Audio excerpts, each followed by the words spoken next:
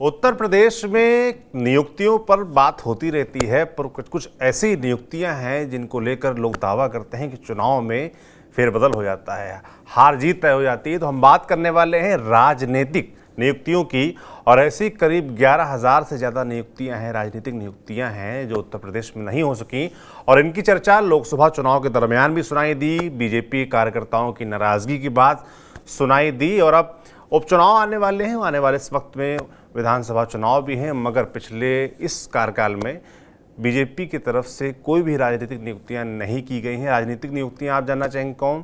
तो जैसे नगर निगम में नामित पार्षद होते हैं, नगर पंचायतों में नामित सभासद होते हैं, तमाम बोर्ड होते हैं, तमाम प्राधिकरण होते हैं, उनमें सदस्य नियुक्त किए जाते हैं, मगर यूपी में ये नहीं हो पा रहा है। तो मामला आखिर फंसा कहाँ है? इससे क्या बीजेपी को और नुकसान उठाना पड़ सकता है? क्या इसके पीछे गुटबाजी है जिसके चक्कर में बीजेपी कार्यकर्ताओं को नुकसान हो रहा है? इन्हीं विषयों पर आज बात करेंगे, और बात करने के लिए मेरे साथ होंगे हमारे वरिष्ठ साथी कबूल जी।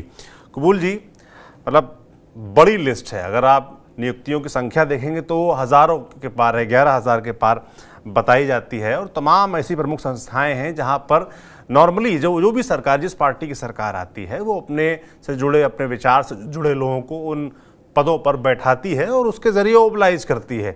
जो लंबे समय से कार्यकर्ता आपके लिए मेहनत कर रहे हैं उनको ओबलाइज करने का एक ज़रिया माना जाता है। पर बीजेपी की जो फिलहाल सरकार चल रही है उसमें ये मामला अटका हुआ है, फंसा हुआ है। और मुझे ठीक से याद है, जब हम लोकसभा चुनाव में जा रहे थे तब हमको बीजेपी कार्यकर्ताओं की नाराज़गी की बात सुनने को मिलती थी। जब नतीजे आ गए तब ये बात और ज़ोर शोर से बोली जाने लगी कि बीजेपी अपने कार्यकर्ताओं को खुश नहीं कर पा रही है, या उनका ख्याल नहीं रख पा रही है, या उनको मौके नहीं दे रही है, इस तरह की बात। और उस बीच ये लोकसभा चुनाव के बाद ये खबर आई कि नहीं, जो तमाम नियुक्तियाँ, राजनीतिक नियुक्तियाँ अटकी हुई हैं, इन पर अब संगठन ध्यान दे रहा है और बहुत ही जल्दी जो है घोषणाएँ होंगी। मगर अभी भी मामला फंसा हुआ है। कहाँ फंसा है मामला, क्यों फंसा है? देखिए, निश्चित तौर पे आपने जो बात कही कि खासतौर से कार्यकर्ताओं की नाराजगी, देखिए चुनाव जब होता है तो जो कार्यकर्ता होता है वो पार्टी के लिए रीढ़ की हड्डी होता है। लेकिन क्या होता है कि बड़े नेताओं को तो एमएलसी बना दिया जाता है, राज्यसभा बना दिया जाता है, विधानसभा का टिकट मिल जाता है, लोकसभा का टिकट मिल जाता है, वो चुनाव लड़के वहाँ पहुँच जाते हैं, मंत्री सांसद बन जाते हैं। लेकिन कार्यकर्ता क्या है? कार्यकर्ता इसी आस में होता है, इसीलिए वो संघर्ष करता है, लाठी खाता है, कल की अगर हमारी सरकार आएगी तो हमें भी कोई ना कोई सरकार में पद मिलेगा। तो इस आस के साथ, इस उम्मीद के साथ वो पार्टी के लिए मशक्कत करता है। लेकिन सरकार में आने के बाद 2.5 साल का वक्त जब गुजर जाए और अगर उसे न मिले तो निराशा तो निश्चित तौर पे होगी ही। और जिस बात का आपने जिक्र किया कि लोकसभा चुनाव के दौरान जो कार्यकर्ताओं की नाराजगी की वजह के पीछे असली वजह ये भी रही कि उत्तर प्रदेश में 2.5 साल सरकार के हो चुके हैं, और लेकिन अभी तक नियुक्तियाँ नहीं हो रही। उस नियुक्तियां क्यों नहीं हो रही हैं, उसके पीछे अगर देखें तो सरकार की अपनी अलग अलग मंशाएं होती हैं। कुछ सरकारें ऐसा होती है कि वो ठीक चुनाव के से पहले इसकी घोषणा करती है और ताकि उसका चुनाव में लाभ उठा सकें। लेकिन क्या लोकसभा चुनाव में जितना बड़ा खामियाजा भुगत चुकी है बीजेपी, तो इसके पीछे मुझे लगता है जो पार्टी के अंदर कई खीमे बटे हुए हैं, कई गुट। क्योंकि जब खासतौर से नियुक्तियाँ होती हैं तो हर नेता, हर विधायक, सांसद और जो प्रभावी नेता पार्टी में होते हैं, जो खेमे होते हैं, वो चाहते हैं कि हमारे लोगों को ज़्यादा से ज़्यादा उसमें कार्यकर्ताओं को मोबिलाइज किया जा सके।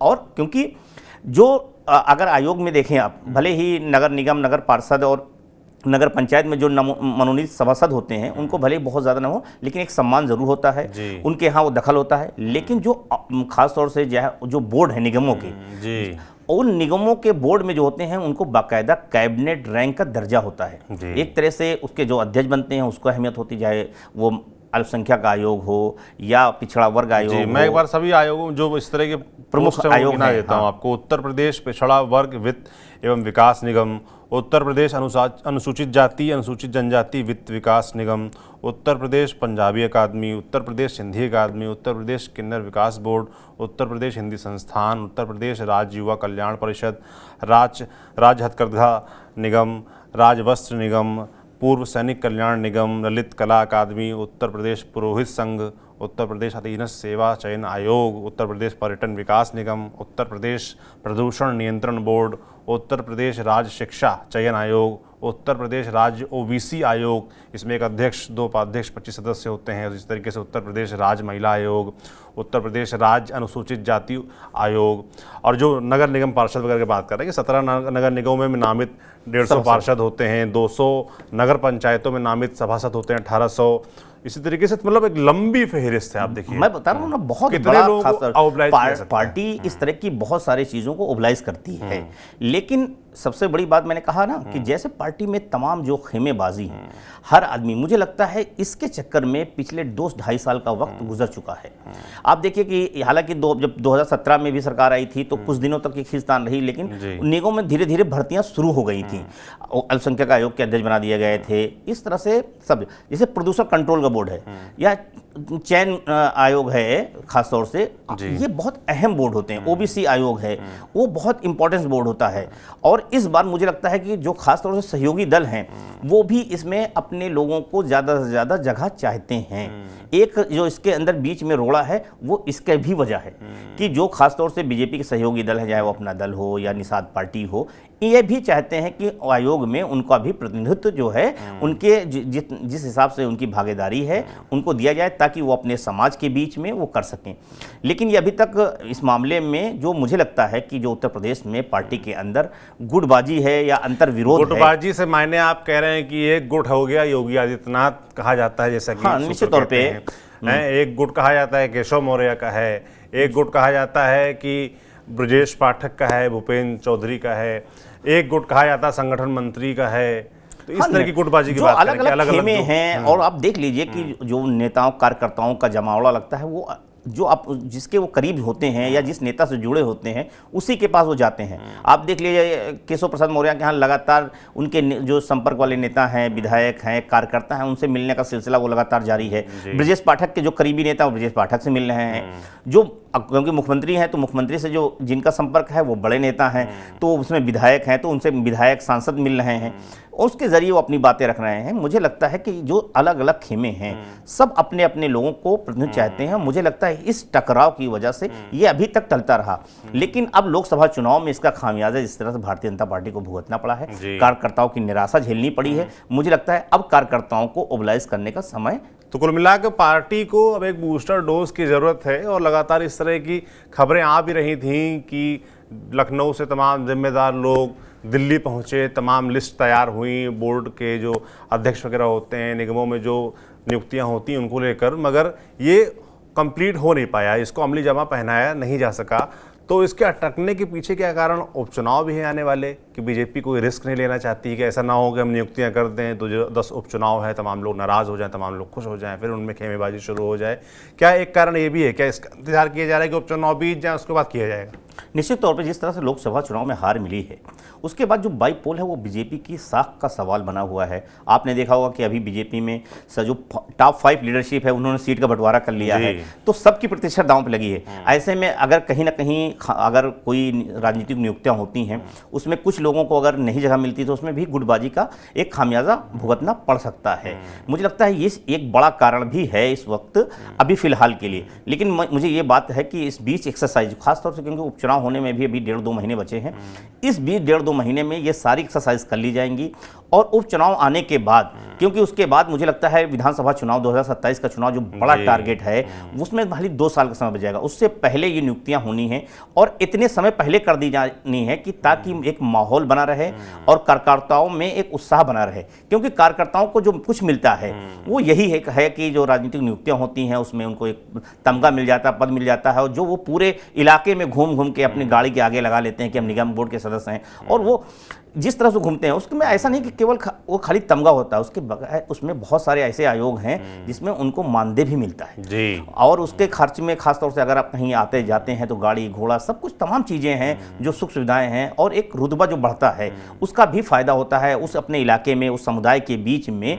वो एक उस चीज़ों को मैसेज देता है ताकि उसके जो कार्यकर्ता हैं, उससे जुड़े हुए जो लोग हैं, उनके अंदर भी होता है। तो मुझे लगता है कि इस उपचुनाव के बाद एक बूस्टर डोज कार्यकर्ताओं को राजनीतिक नियुक्तियों के जरिए मिलेगी। और लेकिन एक बात आपने कहा ना, जिस तरह से कार्यकर्ता अलग अलग खेमे में बटे हैं, ये है, मुझे लगता है हर खेमा ये चाहता है कि हमारे लोगों को ज्यादा से ज्यादा मिल जाए। बिल्कुल, ये बिल्कुल प्रयास रहता भी होगा। और शायद अभी हाल फिलहाल जो आपने देखा कि तमाम गुटबाजी की बात हो रही थी और उसके बाद अभी सुपर 30 की जो मीटिंग हुई खासतौर पर उपचुनाव को लेकर, जिस तरीके से टॉप 5 लीडर्स ने आपस में सीटें बांटी, जिम्मेदारी ली और एक कोऑर्डिनेशन आपस में दिखाने का प्रयास किया, एक संदेश देने का प्रयास किया कि जो भी खबरें चल रही थी वो अलग बात है, पर अभी हम फिलहाल साथ हैं, उपचुनाव को लेकर हम साथ हैं। तो ये एक मैसेज देने का प्रयास किया। और अब जब उपचुनाव के बाद सीधे जब बड़ा गोल है वो है विधानसभा चुनाव, तो उसको लेकर जो ये संगठन और सरकार में एकता और कोऑर्डिनेशन के जो मैसेज देने का प्रयास किया, इसके बाद ये बूस्टर डोज दिया जाएगा शायद, ताकि कार्यकर्ता भी जो है वो जो कोऑर्डिनेशन है वो तो ठीक है, वो भी मोबिलाइज में। देखिए सौरभ भाई, सबसे बड़ी बात है कि ये जो खासतौर सरकार और संगठन, ये बड़ा उत्तर प्रदेश में बड़ा चर्चा है जी। आप सोचिए, सरकार का, संगठन के लोगों को, खासतौर से जो ये राजनीतिक नियुक्तियां होती हैं उसमें संगठन के लोगों को मिलती हैं और नियुक्तिकर्ता कौन है? सरकार करती है। ये दोनों का सामंजस्य होता है, तो यहीं पे दोनों के बीच के पुल काम होता है। इसमें सरकार ऐसा नहीं कि बहुत ज्यादा उनको लोग जो पार्टी के पुराने वफादार हैं, कार्यकर्ता हैं, जो लंबे समय से पार्टी के साथ जुड़े रहे हैं, जिसमें उसमें जिस तरह के कार्यकर्ता का जिस तरह कद है उस तरह की राजनीतिक नियुक्तियां होती हैं। देखिए ना, उत्तर प्रदेश में 11,000 नियुक्तियां हैं। आप सोचिए कि उत्तर प्रदेश में 11,000 लोगों को आप, कार्यकर्ताओं को, अपने और पार्टी से जुड़े नेताओं को आप मोबिलाइज कर सकते हैं। तो मुझे लगता है उसमें सारा जितनी ज्यादा नियुक्तियां हैं वो जो है संगठन के लोगों की होती है। और तमाम लोग ये भी मतलब आरोप लगाते हैं कि ऐसे तमाम पदों पे अधिकारियों को बैठाया गया है जिनके पास जाने से कार्यकर्ता हिचकता भी है, उनसे उनकी ट्यूनिंग नहीं है, उनसे उनकी बातचीत नहीं, तो ये भी एक समस्या आ रही है, इसलिए बदलाव चाहते हैं। निश्चित तौर पे देखिए, राजनीतिक नियुक्ति न होने से कोई पुल का जो काम है, ब्रिज का काम है, वो टूट गया है कि एक कार्यकर्ता, पार्टी का वर्कर या जो समर्थक है, वो अगर किसी डीएम के पास जा रहा है तो डीएम मिलने का समय नहीं दे रहा, हर बात वो डीएम से नहीं कह सकता, वो अपने नेता से कहता है। विधायक क्या है? विधायक जीतने के बाद वो लखनऊ में पड़ा हुआ है। अगर कोई आदमी इस मुजफ्फरनगर में है, अगर उसको अपने विधायक से काम कराना है तो लखनऊ जाना पड़ेगा, यानी कि आने जाने में ही उसका 3-4 हजार रुपए खर्चा हो जाएगा। तो ये भी एक बड़ी समस्या है। फोन पे कहता है, कितना प्रभावित तरीके से कहता है, बहुत सारी ऐसी बातें होती हैं, काम होते हैं जिनको फोन के जरिए नहीं कहा जाता आजकल, और विधायक भी नहीं सुनना चाहता, चिट्ठी होती है, पत्र होते हैं तमाम। तो मुझे लगता है एक जो आपने बात कही, निश्चित तौर पे जो प्रशासन का, क्योंकि प्रशासन जिस तरह का रुख है, प्रशासन किसी का भी हो, प्रशासन के साथ बिलीव जो कार्यकर्ताओं का उस तरह नहीं होता, दबाव बनाने का, क्योंकि खासतौर से जो सरकार का जिस तरह का स्टैंड रहा है, काम करने का तरीका रहा है, उसमें जो है ब्यूरोक्रेसी बहुत हावी दिखी है, कार्यकर्ताओं की उस तरह से स्पेस नहीं मिल पाता है, एक वजह। दूसरी वजह यह है कि आप देखिए, इसी खामियाजे के राजस्थान में हमने देखा कि राजस्थान में सचिन पायलट ने इस बात को लेकर कितना मुद्दा बना दिया था कि संगठन के लोगों को जगह नहीं मिल पा रही, उनके लोगों को नहीं मिल पा रही, उसका खामियाजा राजस्थान में कांग्रेस को उठाना पड़ा। मुझे लगता है उत्तर प्रदेश में इस बात को लोकसभा चुनाव के नतीजे से बीजेपी भाग गई है, और इस बात को लेकर जो अभी सुपर 30 की बैठक हुई थी उसमें इस बात की चर्चा भी हुई है कि ये राजनीतिक नियुक्तियां जो हैं, इनकी नियुक्तियों को जल्दी से किया जाए। लेकिन आपने जो कहा ना कि जो बाई पोल चुनाव है, ये एक सामने अग्नि परीक्षा की तरह है। मुझे लगता है कि इन सारे बाई पोल के चुनाव के बाद इन सारी नियुक्तियों का जो सस्पेंस बना हुआ है वो धीरे धीरे समाप्त होना शुरू होगा और मुझे लगता है नियुक्तियों का दरवाजा खुलेगा। बिल्कुल। तो दो तरह की नियुक्तियां हैं जो मुझे लगता है यूपी सरकार के लिए गले की फांस बनी हुई हैं। एक तो हो गई आम भर्तियां, आम नियुक्तियां जो आम लोगों के लिए होती हैं, जो तैयारी करने वाले प्रतियोगी छात्र हैं उनके लिए होती हैं, वो भी लगातार गले की फांस बनी हुई हैं और उनको लेकर भी लोग, छात्र इंतजार कर रहे हैं कि भर्तियां हों और साफ सुथरी तरीके से हों। और दूसरी है राजनीतिक नियुक्तियां, जिनको लेकर कार्यकर्ता, बीजेपी का कार्यकर्ता आस लगाए बैठा है कि कब ये नियुक्तियां होंगी और कब जो उनका सालों का संघर्ष है वो फलेगा। तो इस तरह के इंतजार। और एक और चीज है इसमें, आरएसएस खासतौर से बीजेपी है, आरएसएस वैचारिक रूप से भी उनके लोगों को भी बहुत नियुक्तियां होती हैं, जो तमाम आरएसएस से जुड़े हुए लोग होते हैं, प्रोफेसर होते हैं, टीचर होते हैं, या मतलब खासतौर से प्रोफेसर या उनकी विचारधारा के मानने वाले जो संघ के साथ रहते हैं, उनके कार्यकर्ता होते हैं, उनकी भी नियुक्तियां होती हैं। वो भी अभी तक उस इंतजार में बैठे हैं। तो इस चुनाव में दो चीजों, बीजेपी के जो खामियाजा उठाए, कार्यकर्ताओं की उदासीनता और संघ का उस तरह से ना लगना, तो मुझे लगता है दोनों के पीछे जो बड़ा कारण रहा है वो राजनीतिक नियुक्तियों का रहा है। और मुझे लगता है इस बात को अगर बीजेपी समझ चुकी है, इसीलिए बीजेपी 2027 से पहले, 27 से पहले मतलब काफी पहले करना होगा अगर चुनाव में डैमेज कंट्रोल करना है तो। बिल्कुल। और इसीलिए लगातार इस तरह खबरें आ भी रही हैं कि भारतीय जनता पार्टी और उसका संगठन इन नियुक्तियों के बारे में विचार कर रहा है। उपचुनाव के चलते शायद ये भर्तियां, नियुक्तियां अटकी हुई हैं, तो 2027 का जो बड़ा लक्ष्य है उसको हासिल करना है। और जो कयास लगाए गए जब लोकसभा चुनाव के रिजल्ट आए, और बातचीत में भी हमको कई जगह पता चला, जो भारतीय जनता पार्टी के कार्यकर्ताओं की नाराज़गी है या वो शिथिल पड़ गए, उतना जोश के साथ नहीं जुटे चुनाव में, तो उनके अंदर जोश भरने के लिए ये नियुक्तियां होनी चाहिए और लगता है कि जल्द होंगी भी। हमें भी इंतजार है, जो अपडेट होगा आप तक हम जरूर पहुंचाएंगे। आपको ये बातचीत कैसी लगी हमें कमेंट बॉक्स में लिखकर जरूर बताएं। बाकी देखते रहिए TV9 डिजिटल। शुक्रिया।